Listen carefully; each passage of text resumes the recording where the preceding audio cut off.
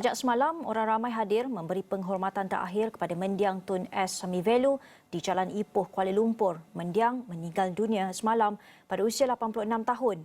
Upacara pembakaran mayat akan berlangsung pada jam 4 petang Jumaat di Jalan Kuari Ceras. Baik, untuk mengetahui butirannya, kita terus bersama Umar Vati Ramayah di Ceras. Silakan Umar. Terima kasih Gigi di studio, dan pada ketika ini saya berada di kediaman bekas Presiden MIC Tun S. Samivelu pada ketika ini, dan pada ketika ini orang ramai dan juga pemimpin datang memberi perhormatan terakhir kepada orang nombor satu yang pada satu ketika dulu pernah menjawab antara jawatan menteri antara yang paling lama, dan ruang untuk memberi penghormatan terakhir dijangka selesai pada pukul 1 petang tadi bagi memberi laluan kepada upacara ritual yang akan mengambil ruang kira-kira pukul 2 hingga pukul 3 sebelum jasad mendiang dibawa untuk dibakar di krematorium Jalan Kuari Ceras sebelum pukul 4. Dan kepada rakyat Malaysia terutamanya yang berada di luar Kuala Lumpur ataupun tidak dapat mengikuti perjalanan terakhir mendiang, dan sudah tentu kami di Astro Awani akan teruskan membawa setiap pergerakan apa yang berlaku di kediaman Tun pada ketika ini. Dan sebenarnya banyak kisah yang dikongsikan oleh pemimpin dari blok pembangkang ataupun pemerintah sendiri, dan yang hadir memberi perkhidmatan yang hadir memberi penghormatan terakhir kepada mendiang sejak semalam. Dan sebentar tadi saya juga sempat mendapatkan perkongsian daripada Menteri Sumber Manusia Datuk Seri M. Saravanan sebentar tadi, dan kita dengarkan dulu apa yang dikatakan oleh Menteri. Silakan.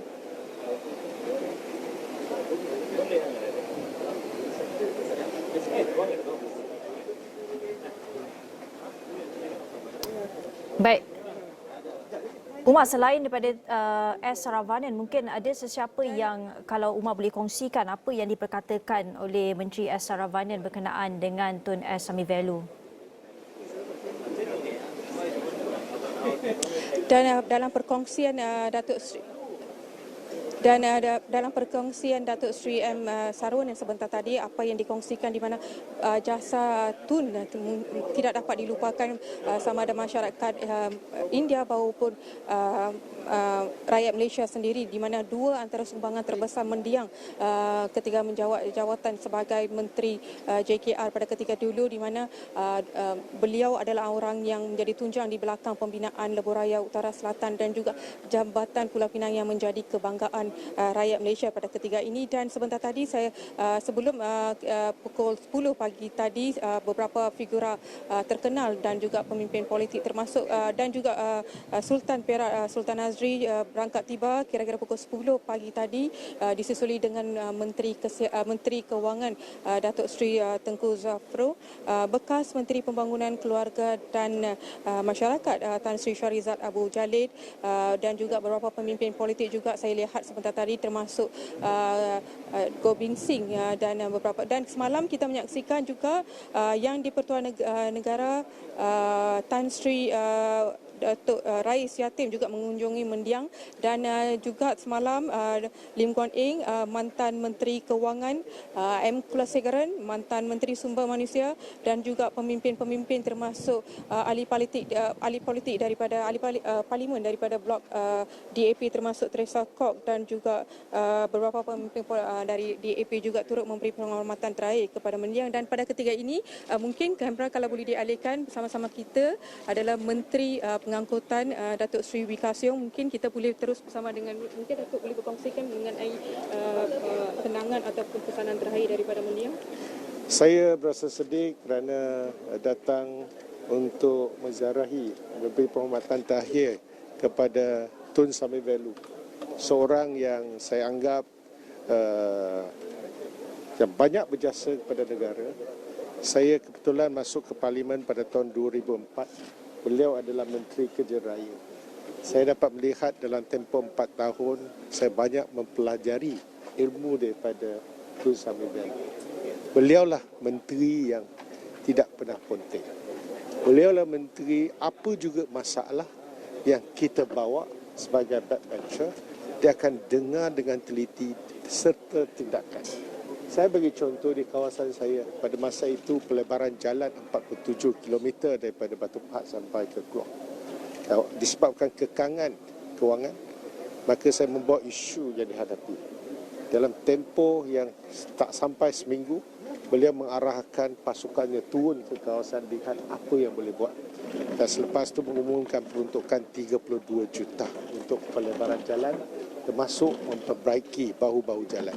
Inilah satu contoh yang saya lihat beliau menjadi menteri, beliau faham semua soalan dijawab di parlimen, perbahasan didengar, walaupun kritikan diterima dengan baik, dan beliau lah seorang yang hands on, tahu apa yang beliau cakap dan juga tindakan segera selepas sesuatu masalah itu didengari oleh beliau. Ini contoh.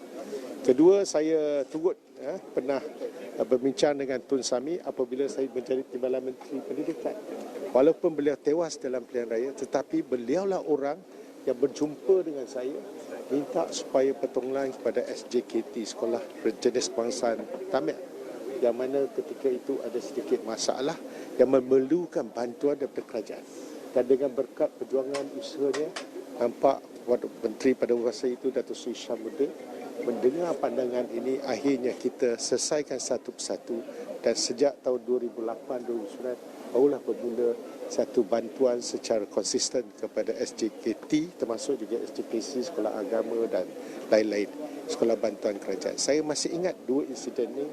Saya menganggap beliau adalah orang yang sangat dihormati, dan saya masih ingat lagi pada tahun 2015, saya ketika itu menjalankan pembedahan di Hospital Kuala Lumpur.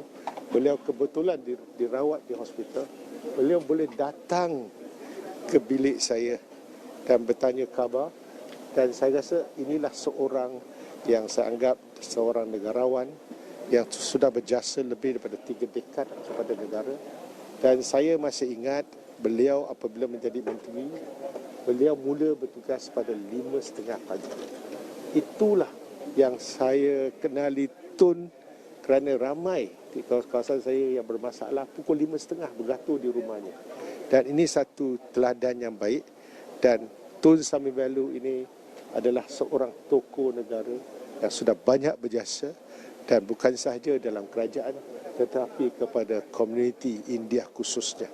Dan saya dapat merasai macam mana perasaan komuniti India melihat seorang tokoh yang telah berjasa kepada negara, kepada komuniti, dan beliau kini sudah tidak berada dengan kita, dan saya yakin apa yang telah diperjuangkan oleh Tun Sami ini akan turut diteladani dan akan disambung oleh pucuk pimpinan MIC sekarang. Beliau adalah seorang yang berani bercakap, yang boleh menyampaikan masalah rakyat dengan apa cara sekalipun, menarik perhatian daripada pihak berkuasa, dan akhirnya suatu tindakan itu diambil. He's a pragmatic man.